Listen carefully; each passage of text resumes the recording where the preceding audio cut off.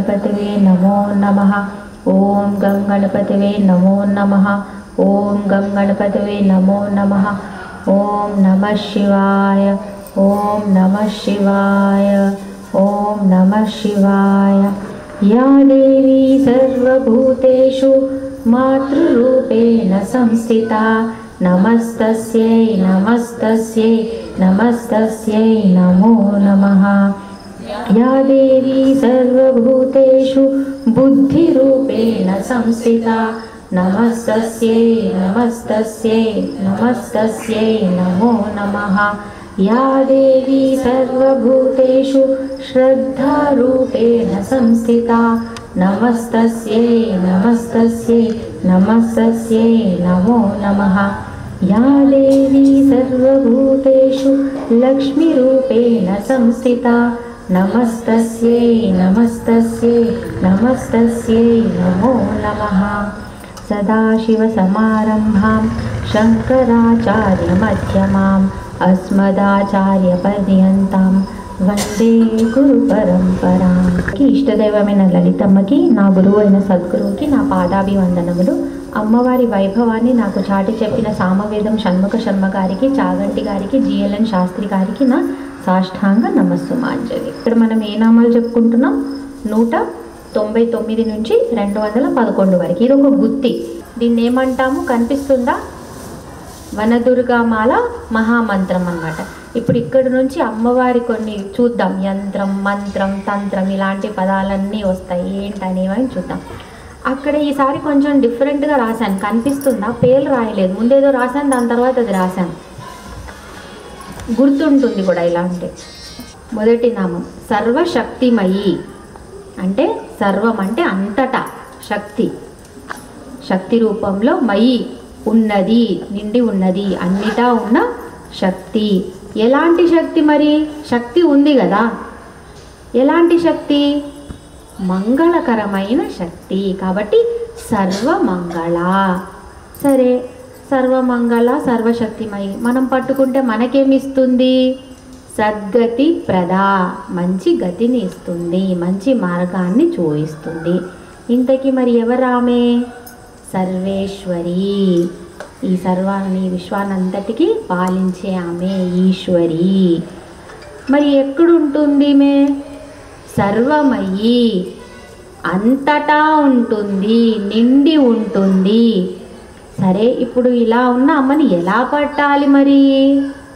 సర్వ మంత్రస్వరూపిణి, సర్వ యంత్రాత్మిక, సర్వ తంత్ర రూప. ఇలా మనం అమ్మవారిని పొందొచ్చు. ఇప్పుడు అమ్మని చేరుకున్నాక, ఇందులో ఏదో ఒక విధంగా చేరుకున్నాక మరి మన పరిస్థితి ఏంటి? మనోన్మని. ఆ పరిస్థితికి, ఆ స్థితికి చేరుకుంటాం. ఆ తర్వాత అమ్మ పాలిస్తుంది. ఇప్పుడు కొంచెం పై లెవెల్కి వెళ్ళింది. ఆ తర్వాత అమ్మ పాలన ఎలా ఉంది? గొప్పగా పాలిస్తుంది. మహేశ్వరుని శక్తి అయి, అదే మహేశ్వరి. అలా పాలించే ఆమె మహిమాన్వితమైన ఆధిపత్యంలో ఉంది. కాబట్టి మహాదేవి. ఆమె ఎలా చూస్తోంది? అందరినీ కరుణామయ చూపులతోని మనల్ని కాపాడుకుంటోంది. కాబట్టి మహాలక్ష్మి. ఇంతకీ ఎవరిమే? మృడప్రియ, ఆనంద స్వరూపిణి. ఇవి పేర్లు గుర్తుండడానికి ఇలా చెప్పిన ఇవి. ఇప్పుడు లోపలికి వెళ్దాం, సరేనా? ఇప్పుడు అన్నిటా ఉన్న శక్తి, సర్వశక్తిమయి. మీకు అన్ని శక్తులు ఉన్నాయా? ఒక్కొక్కరికి ఒక్కొక్క శక్తి కదా. ఒకళ్ళకి బాగా మాట్లాడడం వస్తుంది, ఒకళ్ళకి బాగా బలంతో ఫిజికల్ వర్క్ చేసే శక్తి ఉంటుంది, ఒక్కొక్కళ్ళకి ఒక్కో శక్తి ఉంటుంది. అమ్మకి సర్వశక్తిమయి, అన్ని శక్తులు నిగుడీకుటమై ఒక దగ్గర ఉంటుందన్నమాట అమ్మ. అమ్మ ఎలా అంటే, ఇప్పుడు సూర్యుడికి ఏంటి? సూర్యుడి శక్తి ఏంటి? వెలుగు, ప్రకాశం. చంద్రుడి శక్తి ఏంటి? చల్లదనం, ఆహ్లాదం. ఇప్పుడు అగ్నిదేవుడి శక్తి ఏంటి? వేడి, దహన శక్తి. లేకపోతే వరుణదేవుడు వర్షం, వెరీ గుడ్. వాయుదేవుడు వీస్తుంది, గాలి. ఒక్కొక్కళ్ళకు ఓ శక్తి. అగ్నిదేవుడు చేసే పని వాయుదేవుడు చేయలేడు, వాయుదేవుడు చేసే పని సూర్యుడు చేయలేడు. ఒక్కొక్కరిది ఒక్కొక్కటి. ఇప్పుడు అమ్మ ఎలా ఉంటుందో చెప్తాను. నగలున్నాయి అందరికీ, నగలు ఉన్నాయి కదా, ఆ నగలకి ఏంటి మెడలో వేసుకుంటే దానికి ఒక రూపం కదా మారిపోతుంది, దాని ఆకారం మారిపోతుంది, దాని రూపం మారుతుంది, ప్రదేశాన్ని ఒక్కొక్క చోటుని బట్టి దాని పేరు కూడా మారిపోతుంది. కానీ మొత్తంగా ఉండేదేంటి? బంగారమే. ఇప్పుడు ఆ నగనంతా మనం మళ్ళీ దాన్ని ఒకటే చేసేసామనుకోండి, అప్పుడు ఏమైపోతుంది? అది మళ్ళీ బంగారం అయిపోతుంది. అలా అమ్మ ఎందులో వెళ్ళిపోయినా కానీ అమ్మనే అయిపోయి ఉంటుంది అన్నమాట. అలా మనం మాత్రం వేరువేరుగా ఉంటాం, ఒక్కొక్క శక్తి ఉంటుంది, కానీ అమ్మది మాత్రం ఏ శక్తిలో ఉన్నా కానీ అది అమ్మ రూపమే. అమ్మ సర్వశక్తిమయ, అన్నిట్లో నిండి ఉంది, అన్నిటా ఉన్నది ఆ అమ్మ శక్తే. ఇప్పుడు సర్వమంగళ. మంగళం అంటే ఏంటి? శుభం. శుభం. ఇప్పుడు ఎంత బాగుందో చూడండి. అమ్మ అంట పెళ్లి చేసుకుంది, పెళ్లి చేసుకొని పారాణి కాళ్ళకి పారాణి ఉంటుంది కదా, ఆ పాదాలతో అంట రుద్రభూమిలోకి అడుగు పెట్టిందంట. రుద్రభూమి ఏంటి? శివుడు. శివుడు ఎక్కడ ఉంటాడు? కైలాసం. సరే, ఇంకొంచెం శ్మశానం కూడా ఆయన. అలాంటి చోటికి అమ్మ ఏం చేసింది? దాన్ని భద్రభూమిని చేసింది, సుభద్రాభూమిని చేసింది, శుభకరమైన దాన్ని చేసింది. అంటే ఏం చేసింది? సృష్టించిందా? అమ్మ వచ్చింది కాబట్టి సృష్టి జరిగింది కదా. అమ్మ ఏంటి? అమ్మే ప్రకృతి, అమ్మే పంచభూతాలు, అమ్మే సూర్యుడు, అమ్మే చంద్రుడు. అమ్మ వచ్చింది కాబట్టి, అంటే ఏమీ లేని ఒక శ్మశానాన్ని ఆమె ఇంత మంచి సృష్టిని సృష్టించగలిగింది. మంగళకరమైనదే కదా అది. సర్వమంగళ అయింది అమ్మవారు. అలా అయితే అయింది. ఇప్పుడు రాముడికి ఉందా శక్తి? ఉంది. రావణాసురుడికి ఉందా? ఉంది. రాముడు ఎలా వాడారు, రావణాసురుడు ఎలా వాడారు? శక్తి ఉంది అనేది కాదు, మీరు ఎలా వాడతారు. కాబట్టి ఇక్కడ అమ్మ ఏంటి? మంగళకరమైన శక్తి ఎక్కడ ఉంటే అక్కడ అమ్మ ఉంటుంది, అది దాని అర్థం. ఇప్పుడు మీకు అందరికీ సర్వమంగళ మాంగళ్యం వస్తుంది కదా, ఒకసారి అందరం చెప్తాం. ఎందుకంటే అమ్మవారి సర్వమంగళ రూపంలో ఈరోజు ఉంది కాబట్టి మనం ఒక్కసారి ఆ రూపంలో అమ్మవారిని గుర్తు చేసుకుందాం. సర్వమంగళ మాంగళ్యే శివే సర్వార్థ సాధికే శరణ్యే త్రయంబకే గౌరీ నారాయణీ నమోస్తుతే. సో ఇక్కడ అమ్మవారు ఎలా ఉన్నారు? సర్వమంగళంగా. మాంగళ్యం అమ్మవారి పేరు. శివే సర్వార్థ సాధికే, శివుల్లో సర్వ అర్థం, పూర్తిగా అర్ధభాగంలో ఉన్నది అమ్మవారు. శరణ్యే, ఎలాంటి తల్లికి శరణ్యం అంటే మేము శరణు కోరుతున్నాం. త్రయంబకే అంటే 3 కన్నులున్న ఆయన దేవి. ఎవరు? పార్వతీదేవి, పరాశక్తి. లేకపోతే నారాయణి అంటే నారాయణుడితో అయనం కలిసి నడిచేది. ఎవరు? నారాయణి. ఇక్కడ కన్ఫ్యూజ్ అవ్వద్దు. అప్పుడప్పుడు లక్ష్మీదేవి చెప్తా, అప్పుడప్పుడు పార్వతీదేవి అంటాను. ఇంతకీ ఎవరిని మాట్లాడుతున్నాను? శివుడి శక్తిని గురించి మాట్లాడుతున్నానా, లేకపోతే విష్ణు శక్తి? మీరు అందులోకి వెళ్ళకండి. శివుడిలోకి, విష్ణువులోకి, బ్రహ్మ ఇలా వెళ్ళకండి. నేను దానికన్నా మించిన పరాశక్తి గురించి మాట్లాడుతున్నాను. ఇప్పుడు ఏదైనా మాట్లాడితే పరాశక్తి, ఆ పరమేశ్వరుడి శక్తి, సరేనా? మీరు దానికి అనుకూలంగా, అది శివుడు అవ్వచ్చు, ఎవరైనా అవ్వచ్చు, కిందికి వస్తే. కానీ దానికన్నా పైన శక్తి గురించే మనం మాట్లాడుతున్నాం, లలితా త్రిపుర సుందరి కాబట్టి. అది ఇప్పుడు మంగళ వస్తువులు ఏంటో తెలుసుకుందాం కదా. మరి అమ్మవారి మంగళము ఎందులో ఉంటే అమ్మ మంగళకరం తెలుసుకుందాం. వేదవేత్త, వేదం ఎవరైతే తెలిసిన వాళ్ళు ఉంటారో వాళ్ళు మంగళం. సంస్కారవంతుడు, నేను విద్యావంతుడు అనలేదండి, వేదవేత్త అన్నాను. వేదాలు తెలిసిన వాడు సంస్కారవంతుడు. సంస్కారం వేరు, విద్యావంతుడు వేరు, రెండు ఒకటే అనుకోవద్దు. చదివినవాడు ప్రతివాడు సంస్కారవంతుడు అనుకోవద్దు, అది కుదరదు, అది కాదు. గోవు, గోమాత, అగ్ని, సువర్ణ అంటే బంగారం, నెయ్యి, సూర్యుడు, రాజు మంగళకరం, పుణ్యస్త్రీ, తులసి, బిల్వం, పుష్పం, అర్థం అంటే డబ్బు, శివలింగం, సాలిగ్రామం, ఇవన్నీ కూడా మంగళ వస్తువులు. అందుకే పసుపు, కుంకుమ, నెయ్యి ఇవన్నీ ఉంటాయి కదా. పాల్వీటి మీద ఎప్పుడు మూత పెట్టాలి అని చెప్తారు. మూత పెట్టి ఉండాలి, కప్పి ఉంచాలి, తెరిచి పెట్టవద్దు అని. ఎందుకంటే మంగళకరమైనవి కదా. మంగళకరమైనవి ఎప్పుడు మనము కాపాడుకుంటాం, దాన్ని జాగ్రత్తగా చూసుకుంటాం. సరే, ఇలా మంగళకరమైన శక్తి మనకేమిస్తుంది? సద్గతి ప్రద. సత్ ప్లస్ గతి ప్రద ఇచ్చేది. సత్ అంటే ఏంటి? మంచి. ఇంకా సత్ సత్యము. ఇంకా సత్యము వచ్చిందంటే నిజం, శుభం, నిలకడ. సచ్చిదానందం అని ఉందా ఐడియా?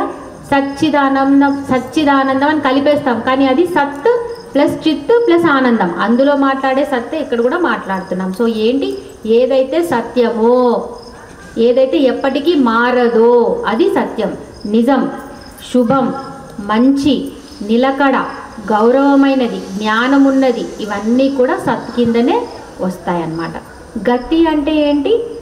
దారి, మార్గము, ప్రవేశము, నడవడిక, ప్రవర్తన, కర్మఫలము, స్థితి. ఇవన్నీ ఎందుకు చెప్తున్నానో గుర్తుపెట్టుకోండి. ఇన్ని అర్థాలు ఉంటాయి. ఎందుకంటే ఇన్ని అర్థాలు ఉంటే ఇన్ని రకాలుగా తీసుకోవచ్చు అమ్మవారిని, కాబట్టి చెప్తున్నాను. సరే, శుభం అంటే ఏంటి చెప్పండి? మీకు అర్థమైనంతవరకు శుభం అంటే ఏంటి? మంచిది, నాకు ఒకటి నచ్చింది, అది చేశాను, శుభమేనా?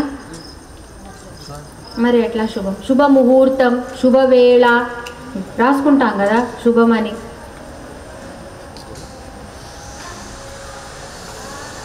శుభం అంటే నీకు నచ్చింది కాదు, నీకు ఏది మంచిదో అది జరిగినప్పుడు శుభం అంట.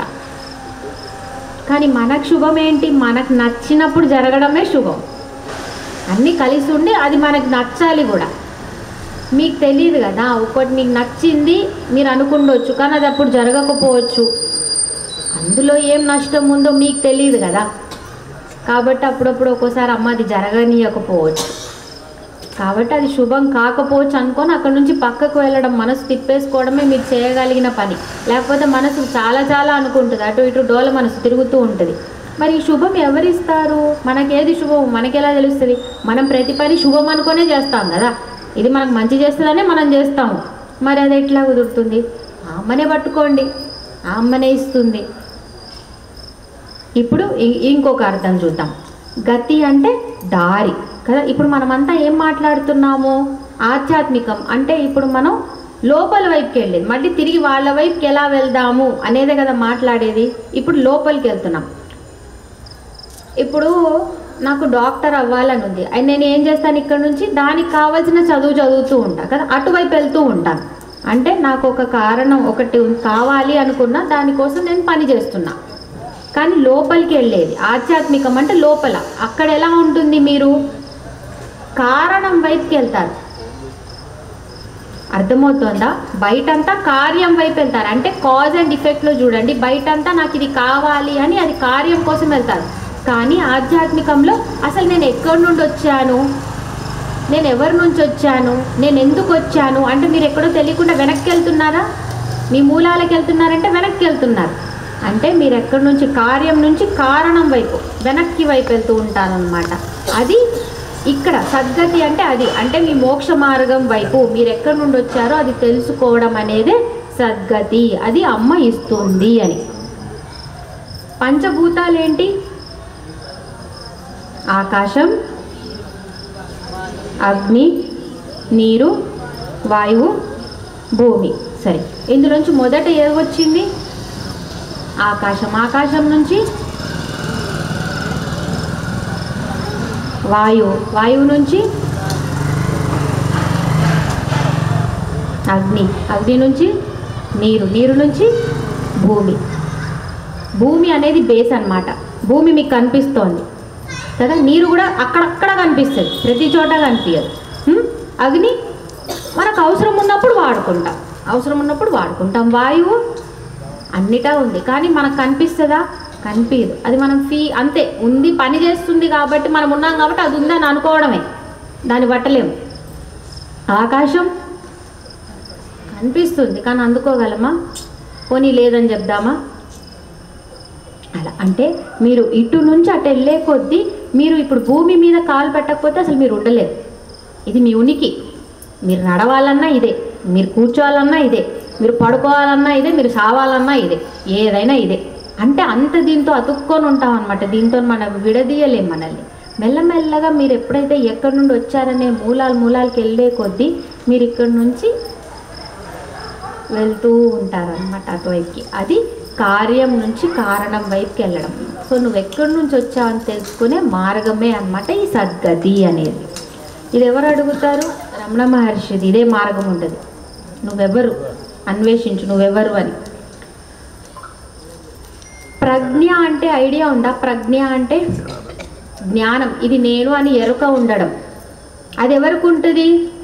ఆకాశానికి ఒక్కటే ఉంటుంది. మిగతా వాటన్నిటికీ లక్షణాలు ఉంటాయి, అంటే గుణాలు, క్వాలిటీస్ ఉంటాయి. అర్థమవుతోందా?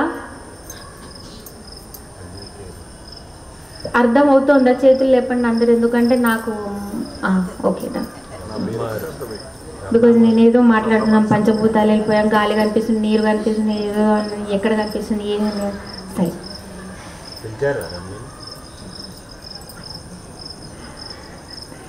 సరే. సో ఏమవుతుంది అంటే ఇది నేను అనే ప్రజ్ఞ ఎవరికి ఉంటుందంటే ఆకాశానికి ఒక్కదానికే ఉంటుంది. మిగతావంతా వాటిలోంచి వచ్చినవి, బయటికి వచ్చాయి. వాటికి ఆ ప్రజ్ఞ ఉండదు, వాళ్ళకి ఆ తెలివి ఉండదు. ఇప్పుడు మనం ఎక్కడి నుండి వచ్చామంటే నిజంగా మనకు ఆ తెలివి లేదు. అది తెలుసుకోవడానికే మనం వెనక్కి వెళ్తున్నాం. ఎవరికైతే తెలుసో అది అలాగే ఉంది. అలాగే ఇప్పుడు ఆకాశం నుంచి ఇవన్నీ వచ్చాయి, కానీ ఆకాశానికి ఒక్కదానికే తెలుసు నా నుంచి ఇవన్నీ వచ్చాయి, మిగతా వాళ్ళు ఎవరికి తెలియదు. వాళ్ళు ఓన్లీ వాళ్ళ పని చేసుకుంటూ పోతారు. మాకు ఈ పని ఇవ్వబడింది కాబట్టి మేము ఇది చేసుకుంటాం. మనం కూడా అలాగే అన్నమాట. ఉపాధులు మన గుణాలని బట్టి, మన కర్మలను బట్టి మనం పుడుతున్నాం, తీసుకుంటున్నాం జన్మ. కానీ మనం ఎక్కడి నుండి వచ్చామనే ప్రజ్ఞ రావాలన్నా కూడా అమ్మ ఎక్కడో మనకి కొద్ది వరకు అది ఇవ్వాలి. అది భక్తి రూపంలో ఇవ్వచ్చో, జ్ఞాన రూపంలో ఇవ్వచ్చో, గురువు రూపంలో ఇవ్వచ్చో, ఏ మార్గంలో ఇస్తుందో మన కర్మలను బట్టి ఇస్తుంది. సత్ అంటే ఏంటి? సత్యం, సత్యలోకం. సత్యలోకం అంటే ఏంటి? బ్రహ్మలోకం. 2 గతులు ఉంటాయంట మనిషికి కూడా. ఇహలోకం అంటే ఇక్కడ ఒకటి, ఇంకోటి పరలోకం. ఇహలోకంలో ఏం కావాలి మనకి? గతి అంటే అయ్యో నాకు డబ్బు కావాలి కదా, నాకు ఆరోగ్యం వద్దు కావాలి కదా, ఇవన్నీ ఇచ్చేది. ఇహలోకంలో మంచి గతి అంటే మంచివి ఇవ్వాలి. ఏంటవి? ఆయురారోగ్యం, ఐశ్వర్యం, యోగం, క్షేమం, భోగం, మాకు ఇవన్నీ కావాలి కదా, ఇవి కూడా ఇస్తుంది. అదొక్కటే ఇస్తుంది అని భయపడవద్దు, ఇది ఇస్తుంది, పట్టుకుందాం. సద్గతి ప్రద ఇస్తుంది. పరలోక అంటే మోక్షం ఇస్తుందంట. కావాలన్నోళ్ళు అది కూడా అడగండి, ఇస్తుంది. వేదాంతంలో 3 మార్గాలు ఉంటాయంట. ఒకళ్ళేమో మోక్షం కావాలని కూర్చుంటారు, ఇంకోళ్ళేమో భక్తులు, ఉపాసకులు, వాళ్ళు ఒక మార్గం. ఇంకోళ్ళేమో నాకు ఇష్టమైనది చేసుకుంటూ కర్మ అనుసరిస్తూ దాని ప్రకారం కూడా వెళ్తారు. అలా కూడా మోక్షం పొందొచ్చు. ఇష్టమైన ఏదో ఒక మార్గం పడుతున్నారు కదా, కర్మ మార్గం, ఏదో ఒక మార్గం, అక్కడికి వెళ్తారు. పోయినసారి బాగా మాట్లాడుకున్నామా, అకులం, కుల అని, కౌలిని అని, కులయోగిని అని, అది ఇంకొక మార్గం, కుండలిని మార్గం. అక్కడ జాగ్రత్తగా ఉండాలి. కరెక్ట్గా వెళ్ళకపోతే ఎక్కడ ఉంటాం? సైకియాట్రీ ఒకటి దగ్గర ఉంటాం. కాబట్టి అలాంటివన్నీ చేయకండి. కుండలిని మాత్రం గురువు ఉంటేనే చేయండి. మీ సొంతంగా మాత్రం వీడియోలు చూడకండి, ఫోన్లో చూడకండి. అవుతుంది. మీరు హై ఎనర్జీ దగ్గర కూర్చున్నప్పుడు షాక్ కొడుతుంది కదా, కానీ కొడితే ఏమవుతుంది? కరెక్ట్గా వాడుకుంటే ఆ కరెంట్లోంచి ఏసీ వస్తుంది, వాషింగ్ మెషిన్కి ఉపయోగపడుతుంది, మిక్సీలా పనిచేస్తుంది. అర్థం కాక ముట్టుకుంటే ఏమవుతుంది? ఫస్ట్ ఫ్లోర్ నుంచి డైరెక్ట్ కింద పడి ఆ తర్వాత మొత్తం పైకి వెళ్ళిపోతాం ఫాస్ట్. కాబట్టి అవి అంత హై ఎనర్జీస్ అనమాట. దానికి ఒక గురువు లేకుండా, లేకపోతే ఎలా వెళ్ళాలనే గమనం తెలియకుండా మనం అవన్నీ ట్రై చేయాలి.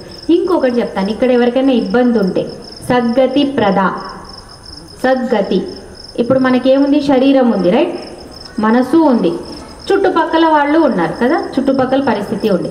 సో ఎవరికైతే ఒంట్లో కాళ్ళకి దెబ్బలు కానీ, బెణుకులు కానీ, నడక ఇలాంటి ఏమైనా ఇబ్బందులున్నా, క్యారెక్టర్ అంటే సరిగ్గా ప్రవర్తన, నడవడిక, వీడికి మంచి నడవడిక కాదు, వద్దు వీడితో ఉండకండి అంటారు ఒక్కోసారి, మాటలు అలాంటిది ఎవరికైనా సరిగ్గా లేకపోయినా, పక్కన అంటే చాలా దుర్బల స్థితిలో అలా ఏమైనా ఉన్నా, ఈ నామం పట్టుకున్న ఆ అమ్మ ఇవన్నీ కూడా దూరం చేస్తుంది. ఎందుకంటే ఆమె సద్గతి మార్గం నడిచేది కదా.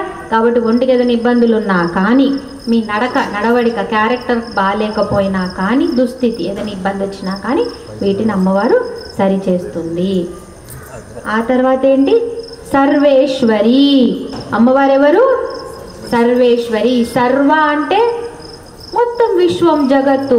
దానికి ఈశ్వరి. ఈశ్వరి అంటే ఎవరు? పరిపాలించేదన్నమాట. ఈశ్వరాలు, ఈశ్వరి, ఈశా, పరిపాలన, పరిపాలించేది. ఎలా పరిపాలిస్తుందమ్మా? సృష్టి, స్థితి, లయ. సృష్టి అంటే ఏంటి? మీ అందరికీ నామం ఉందా? పేరు లేకుండా ఎవరైనా ఉన్నారా ఇక్కడ? అందరికి పేరుందా? అందరికీ రూపాలు ఉన్నాయా? ఒకసారి చూసుకోండి. ముక్కు, కళ్ళు అన్నీ ఉన్నాయి కదా. సో నామరూపాత్మకం, అది సృష్టి. స్థితి అంటే దాన్ని నడిపియాలి. మెయింటెనెన్స్ కావాలంటే ఏం చేయాలి? ఒక రూలర్ ఉండాలి కదా, ఓ రాజు ఉండాలి దేశాన్ని. ఆయన పోషించాలి, శాసించాలి, రోజు పెట్టాలి. లేకపోతే మీరు ఎట్టపోతే అట్ట పోతారు కదా. ఈ మధ్య ఫ్లైట్లు కూడా ట్రైన్ల మాదిరి అయిపోయినాయి. సో రూల్ ఉండాలి, రూల్ లేకపోతే కష్టమైపోతుంది. లయం. ఈ లయం అయితే నాకు బాగా నచ్చిందబ్బా. అందరూ తల్లిదండ్రుల నుంచే కదా వచ్చింది. అందరికీ తల్లిదండ్రులు ఉన్నారు కదా, అక్కడి నుండి వచ్చారు కదా. ఇప్పుడు మీరు తర్వాత లయం అవుతారు, అంటే తర్వాత అవుతుంది మీకు. ఓకే, తర్వాత మళ్ళీ తిరిగి మీరు మీ తల్లిదండ్రుల్లోనే లయం అయిపోతారా? ఎక్కడికి వెళ్తారు? పోయిన తర్వాత ఏమవుతుంది? ఫస్ట్ మనకి ఏమవుతుంది? ఆకాశం, స్పేస్ పోతుంది. ఆ తర్వాత వాయువు ఆగిపోతుంది. ఆ తర్వాత అగ్ని లోపల. అందుకే ఫస్ట్ ఇంకా మనిషి పోతున్నాడు అంటే మీరు ఎప్పుడైనా చూడండి, కరెక్ట్గా పోయే మనిషి అయితే ముందు ఏం చేస్తాడు? ఆహారం తీసుకోవడం ఆపేస్తారు. ఎందుకంటే వాళ్ళలో అగ్ని ఉండదు. నీరు తీసుకోవడం ఆపేస్తారు, మెల్లగా ఇవన్నీ తీసుకోవడం ఆపేస్తారు. వాయువు, ఆ తర్వాత వాయువు, ఇది ఆగిపోతూ ఉంటుంది వాయువు. అందుకే ఫస్ట్ వాయువు అవుతుంది. మాట సరిగ్గా రాదు, ఇలా అంటారు. ఎందుకంటే వాయువు సరిగ్గా ఉంటేనే మీకు మాట వస్తుంది, శ్వాస సరిగ్గా ఉంటాయి కాబట్టి మాట్లాడరు. తర్వాత ఆహారం తీసుకోరు, నీరు తీసుకోరు. ఆ తర్వాత ఏమవుతుంది? డిక్లేర్ చేసేస్తారు, ఈసీజీ ఫ్లాట్ వస్తుంది. ఆ తర్వాత తీసుకెళ్ళిన తర్వాత ఏం చేస్తారు? కాలుస్తారు. కాల్చిన తర్వాత ఏమవుతుంది? మీరంతా దేంతో ముడిపడై ఉంటారు? వాటర్. మీకంతా మాంసం ఉంది, అన్ని ముద్దలు ఉన్నాయి, కానీ వాటర్ కావాలి. దాన్ని కలిపి ఒక దగ్గర పెట్టాలంటే సిమెంట్ ఇటుకలు పెట్టి వదిలేశారా? ఎవరైనా గోడలకి సిమెంట్ వేసారా? ఏం సిమెంట్ వేసారు? ఉట్టి సిమెంట్ వేసారా? డ్రై సిమెంట్ వేసారా? కొంచెం దానిలో నీళ్లు కలిపారా?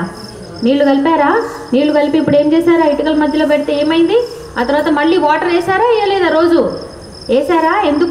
ఎందుకంటే అది కలిపి పెడుతుంది. మెల్లగా అది బలోపేతమై దానికి ఒక రూపం ఇస్తుంది, బలం ఇస్తుంది. అలాగే మీరు ఎప్పుడైతే ఆ తర్వాత శరీరం పోయిన తర్వాత కాలుస్తుంటారో మెల్లగా అందులో నీరు పోతుంది. సో దాన్ని పట్టుకొని హోల్డ్ చేసేది పోతుంది ఆ సిమెంటింగ్.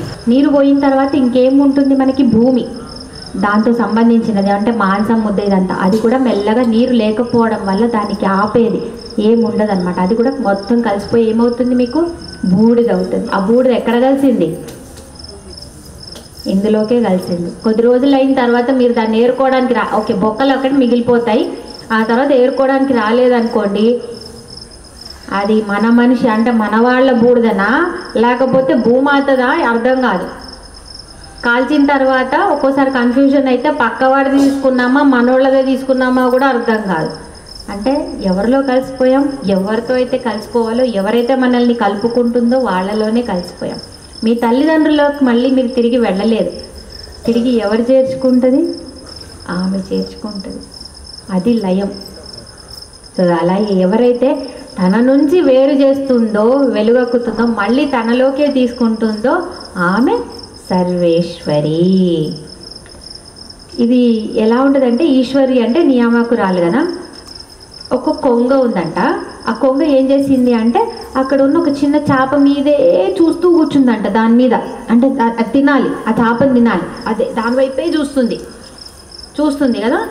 ఇప్పుడు ఆ కొంగనంట వెనక నుంచి ఒక వేటగాడు ఆ కొంగ మీద పడ్డాడంట. కానీ కొంగకు కనిపిస్తుందా? కనిపించదు. కొంగ ఏమనుకుంటుంది? నేను ఎంత నిష్టగా చేప వైపే కన్ను పెట్టి చూసే, ఇప్పుడు ఇది నా ఆహారం అని అది ఆనందపడుతుంది. కానీ వెనక ఏం జరుగుతోంది? వేటగాడు దీన్ని వేయడానికి రెడీగా ఉన్నాడు. ఇదంతా గమనించేది ఎవరు? అమ్మ. అంటే నేను ఎందుకు చెప్తున్నాను ఇవన్నీ అంటే, మీరు ముందున్నది చూసి నాకు ఇది తెలుసు, నేను ఇది చెయ్యగలను అని, ఇది నా సత్తా, ఇది నాది అంటున్నారు. కానీ వెనక జరిగేది ఏంటి ఎవరికి తెలుసు? అలా మీరు ఎన్ని చోట్ల నుంచి ఈ పాటికి కాపాడబడ్డారో మీకు తెలుసా అసలు? ఒక్కసారి పోనీ దానికి ఎప్పుడైనా థ్యాంక్ యూ చెప్పారా? కావాల్సిన లిస్ట్ అయితే రోజు పెరుగుతోంది, కానీ ఒక్కసారి అడిగారా? ఒక్కసారి అన్నారా ఈరోజు నాకు కొంచెం ఇది ఇబ్బందిగా ఉంది, ఎంత కష్టమైంది తెలుసా, మొత్తం ఆగిపోయింది. అంటే మనకి ఈ చిటికెన్ వేల్లో కొంచెం నొప్పి వచ్చి చీము పట్టుకున్నా మనది కాదు తెలుసా, ఆ రోజు పనులన్నీ ఆగిపోతాయి. ఇది పెట్టినందుకు థ్యాంక్ యూ అందాం, తర్వాత ఇచ్చేది ఇస్తుంది, కానీ ముందు మంచిగా పెట్టినందుకు నీకు చాలా కృతజ్ఞతలు అమ్మా అందాం కదా. ఎన్ని చోట్లు తిరగలేదు, ఎన్ని పుణ్యక్షేత్రాలు తిరగలేదు, ఎన్నిసార్లు మూవీలకు వెళ్ళలేదు, ఎంతెంత తిన్నాము, ఎన్నిసార్లు పై కిందికి వెళ్తున్నాము, ఎంత ఎంజాయ్ చేసాము, ప్రతి పండగలు చేసుకుంటూనే ఉన్నాము, బట్టలు కొనుక్కుంటున్నాము, ఇల్లు కొనుక్కుంటున్నాం, ఇన్ని చేస్తున్నాము. అన్నీ ఆమె ఇస్తే, ఎక్కడో ఆమె కరుణ ఉంటే కదా. పోనీ ఇస్తే అంటే లేదు మా సంపాదన అంటారేమో, సరేలే వదిలేద్దాం, ఎందుకు వచ్చింది. పోనీ ఆమె కొంచెం హెల్ప్ చేస్తుంది అనుకుందామా, కొంచెం, దానికైనా థ్యాంక్ యూ చెప్దాం.